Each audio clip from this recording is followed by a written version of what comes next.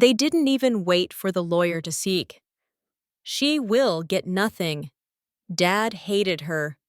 That's what my sister Lily said the moment I stepped into the room. No greeting, no eye contact.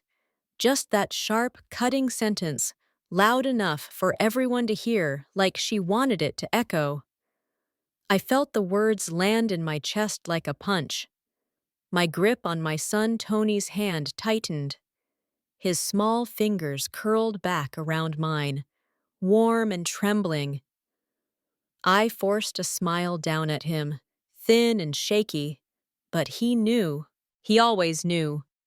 I hadn't even taken a seat yet, but the message was clear. I wasn't welcome. I wasn't family. I was just a loose end they were here to snip clean. Lily sat at the head of the table, perfectly poised in a gray pantsuit. Her dark hair scraped into that tight bun she always wore when she wanted to feel superior. Her lipstick was sharp red, classic Lily, war paint for a battle I didn't know I'd walked into. Then came the voice I dreaded even more. My Uncle Rick, Dad's older brother, let out a dry laugh. He leaned back in his chair, fingers laced behind his head, that smug smirk of his spreading like oil across his face. Even her kid knows she's worthless, Rick muttered, nodding toward Tony like he wasn't even human. Tony lowered his eyes to the floor. My heart cracked a little deeper. Around the room, a few heads nodded. My cousins, old neighbors, family friends I hadn't seen in years, people who'd long since picked sides, and I wasn't on theirs. I swallowed hard. My throat felt like sandpaper. The air was stale with the smell of dust, leather chairs, and whatever overly sweet perfume Lily had bathed in. I could feel my pulse in my ears. Loud, hot, humiliating. I led Tony to the farthest chair, at the end of the long mahogany table, away from the pack. The chair creaked when I sat. Tony climbed up beside me, his legs swinging above the floor, his hands folded in his lap like he was trying to disappear. Lily turned her head slowly toward me, and when our eyes met, she smiled. But there was no warmth in it, just pity soaked in poison. "You know this is pointless, right?" my sister Lily said, voice smooth and cold. "Dad rewrote the will, cut you out completely, said you were dead to him." I didn't respond. I couldn't. My tongue sat heavy in my mouth, useless. I just nodded slightly, like I understood. But inside, why did I even come? I thought maybe there'd be something, a note, a line, a sign he remembered me, something to make it all make sense. Instead, I was back in the one place I promised myself I'd never return to, surrounded by people who made it clear they had already buried me long before they buried him. And just as I was about to stand to leave, before they started carving up the estate like vultures, the door creaked open. Mr. Connor, my father's lawyer, entered the room, clutching a thick folder beneath his arm. He looked exactly the same, neatly pressed, tired eyes, and a face that gave nothing away. The room fell silent. Everyone sat up a little straighter. This was it.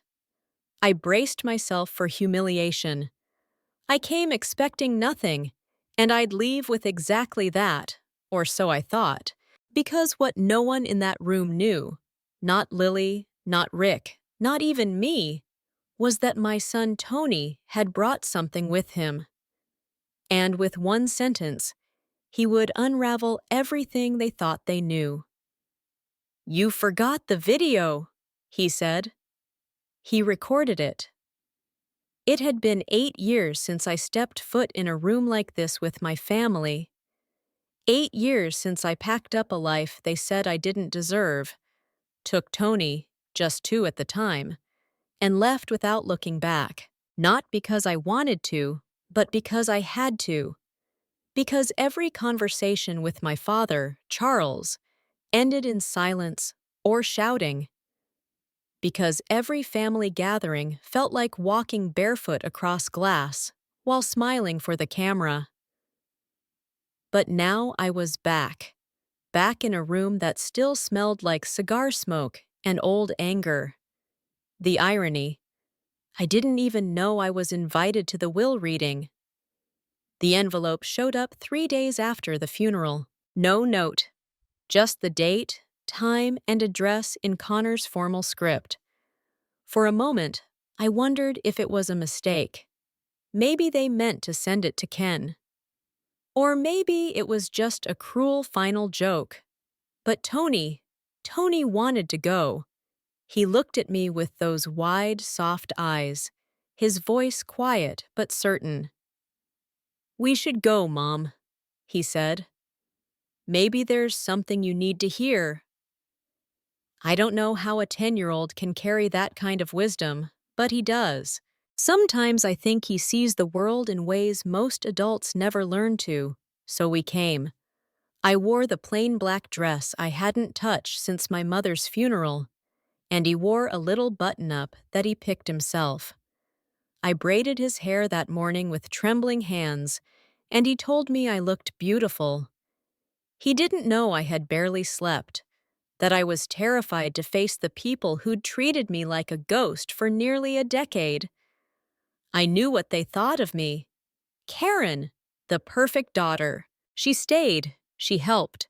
She took care of Dad. She made sure everyone saw her doing it too. She told the story so many times it became gospel. Julia abandoned the family. Julia couldn't handle real life.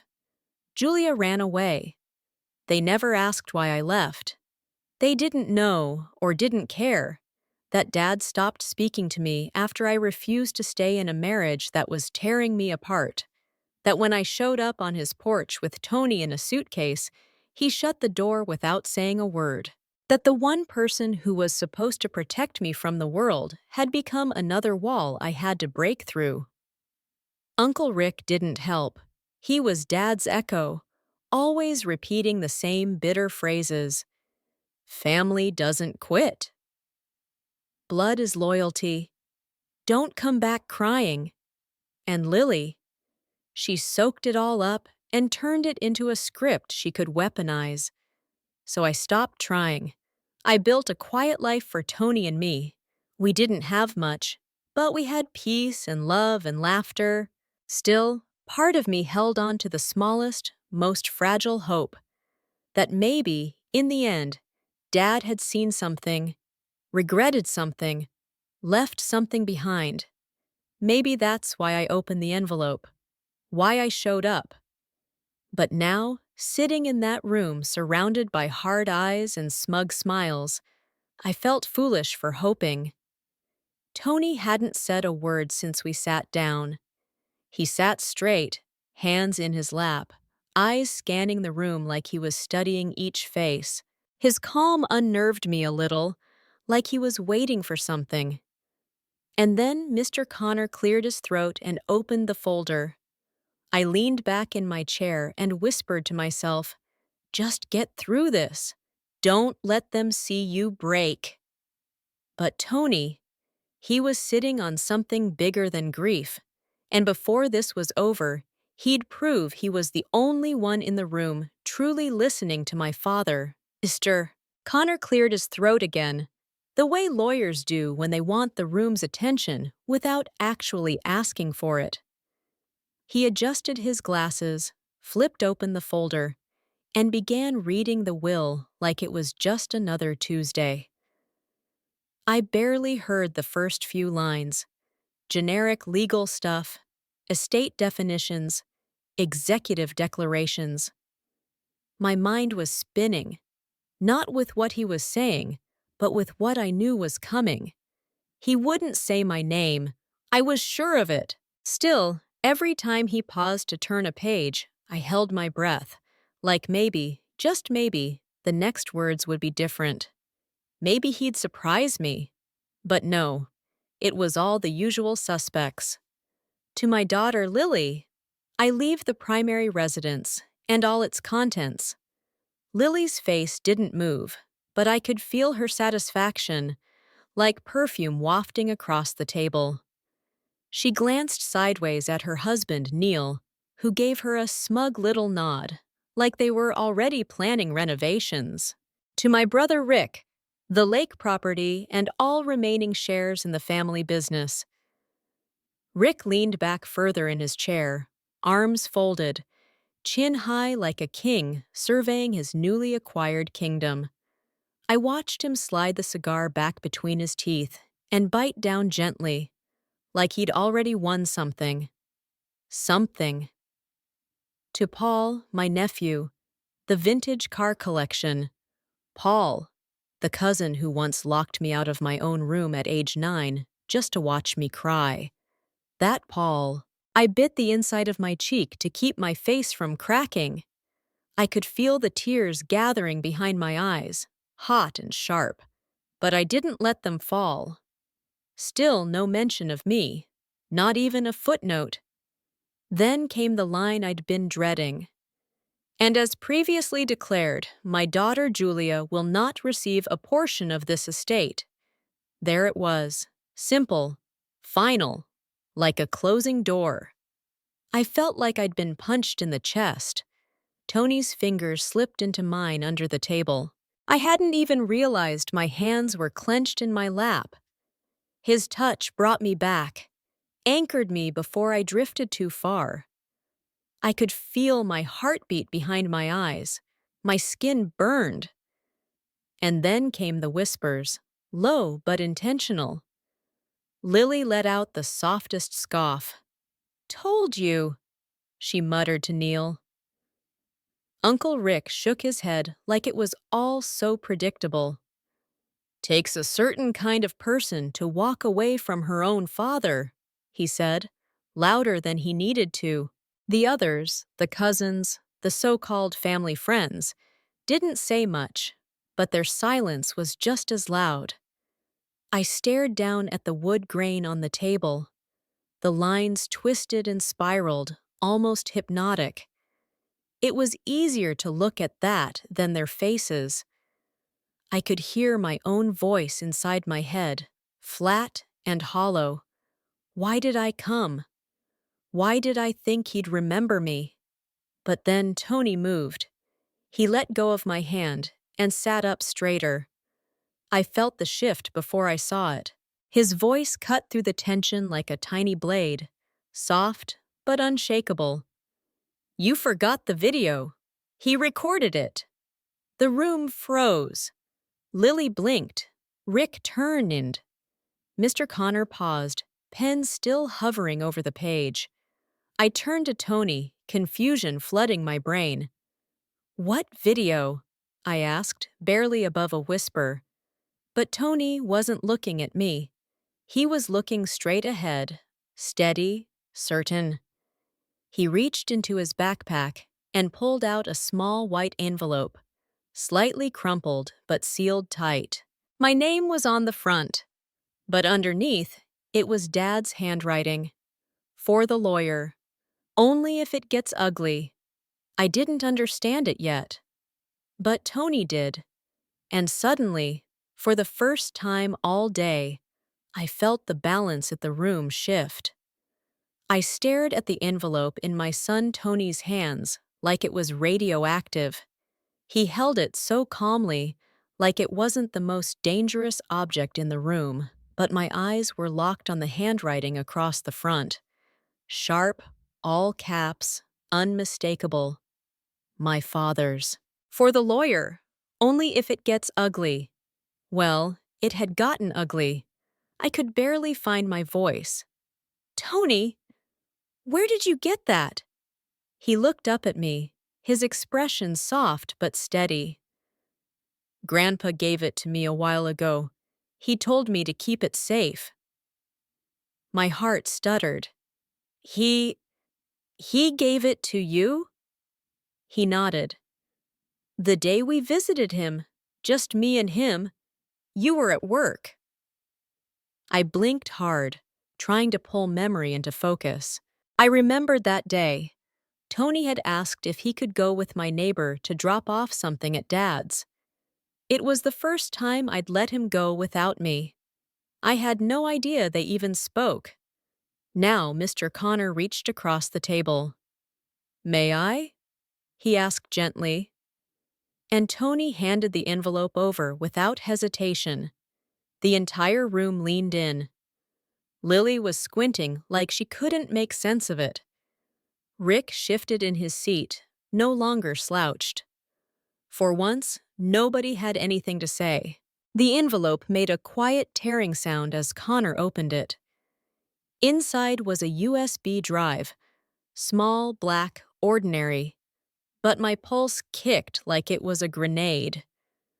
Connor furrowed his brow and pulled a note from the envelope, too.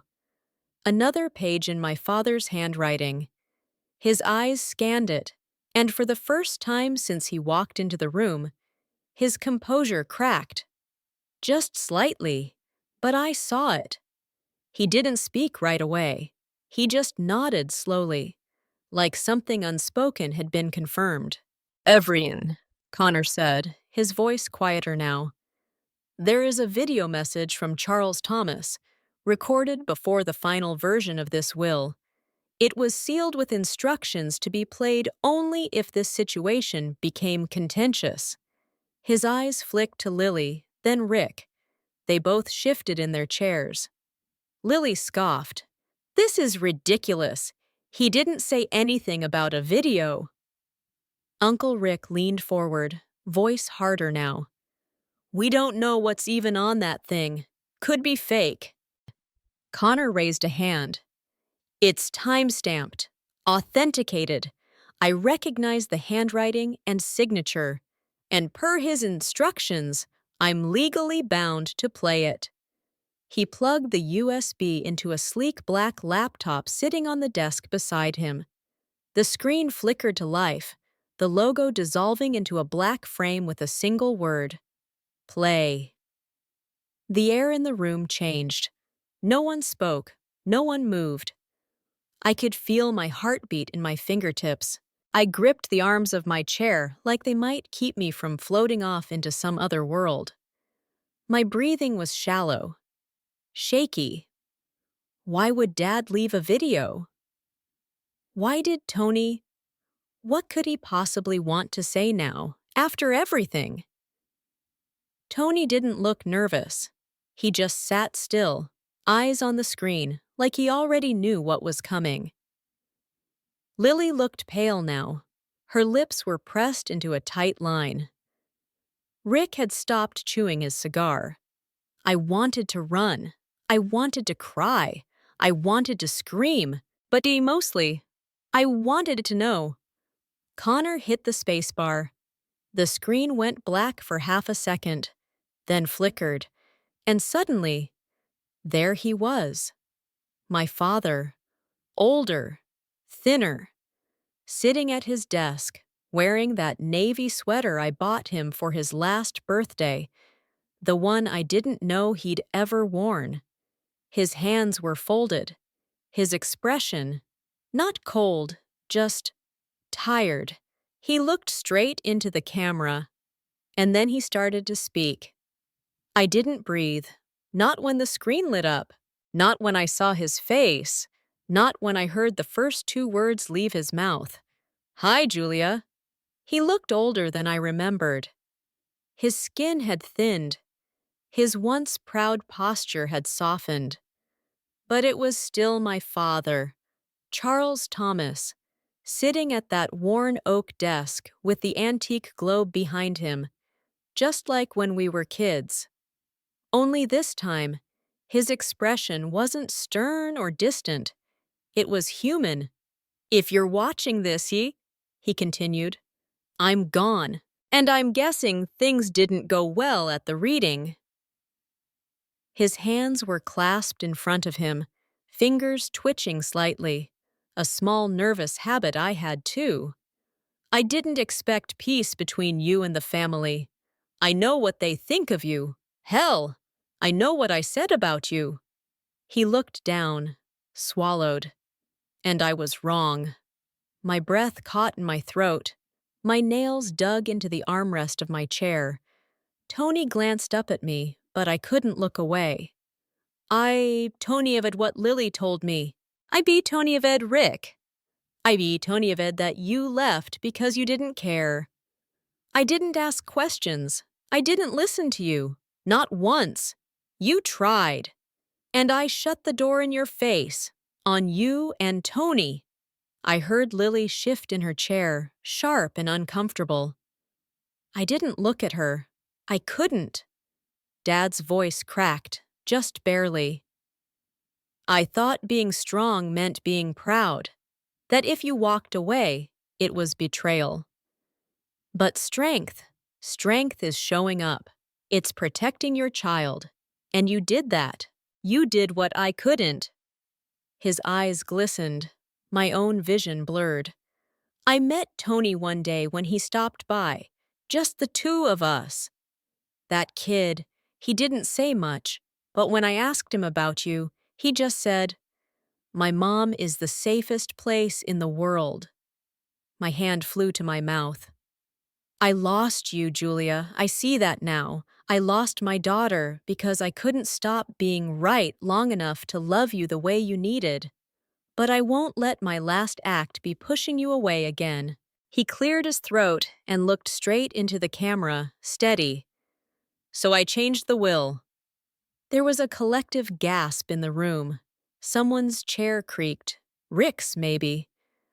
Lily muttered something under her breath, but I couldn't hear it. I could barely hear anything but the sound of my father's voice. I've left the house to you and Tony, the savings, the retirement fund, it's yours, and a college trust for Tony. I know it doesn't fix what I broke, but I want you to have the peace I couldn't give you when I was alive. He paused, then leaned slightly closer to the camera.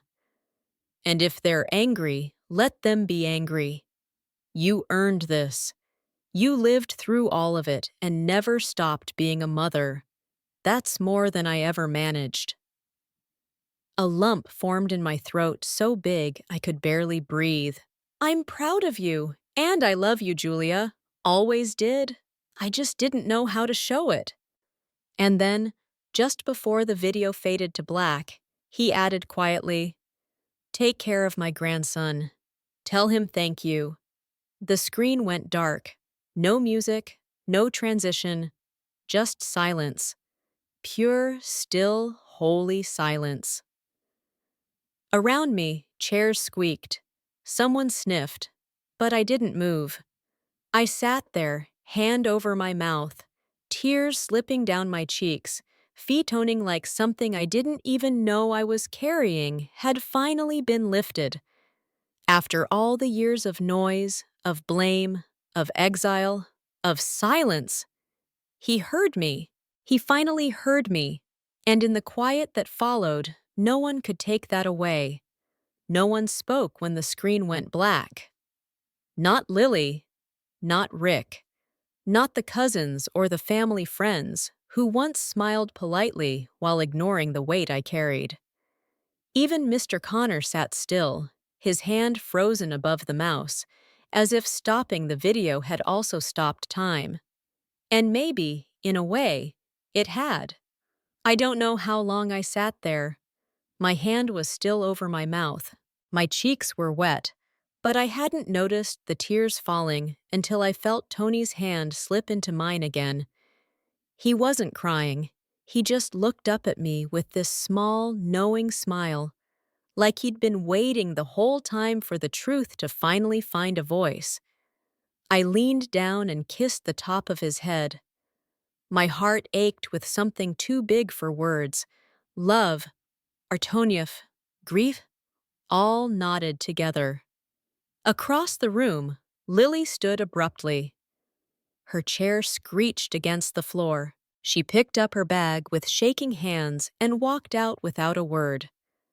Her husband trailed behind, red in the face, mumbling something under his breath. Rick stayed seated longer, jaw clenched, eyes fixed on nothing. When he finally stood, he looked at Connor like he wanted to argue. But even he knew there was nothing to fight. My father had spoken. His truth was now unignorable. The others followed one by one. Some couldn't meet my eyes. A few offered quiet nods, pity, or maybe respect. I couldn't tell. Soon it was just the three of us left. Connor gently closed the folder and cleared his throat. "There will be some paperwork," he said, voice softer than before. "But everything's in order." I nodded.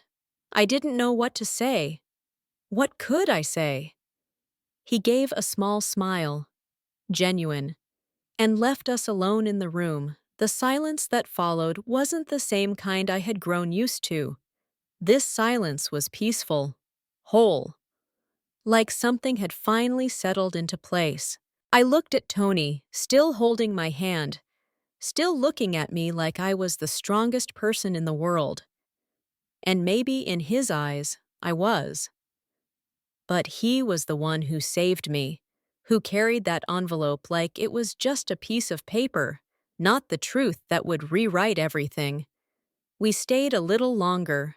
I don't know why. Maybe I just needed time to breathe. Maybe I wanted to sit in the one room where, for the first time in years, I felt like I belonged. I kept hearing Dad's voice in my head. "I'm proud of you." 3 words I thought I'd never hear. Words I needed more than he ever admitted. I thought about everything I'd carried. Years of silence, of being blamed, of being erased. And now, I wasn't erased. I was seen, heard, remembered. I looked at Tony again. "Thank you," I whispered. He tilted his head. "For what?" "For being braver than me," I said. "For holding on to something that mattered." He smiled. "I just wanted you to hear him."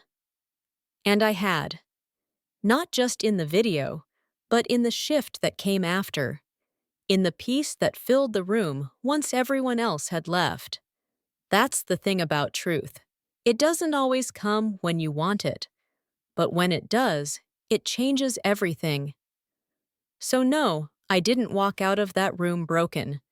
I walked out holding my son's hand, with my father's words still echoing in my chest. I walked out whole. And that silence finally meant something.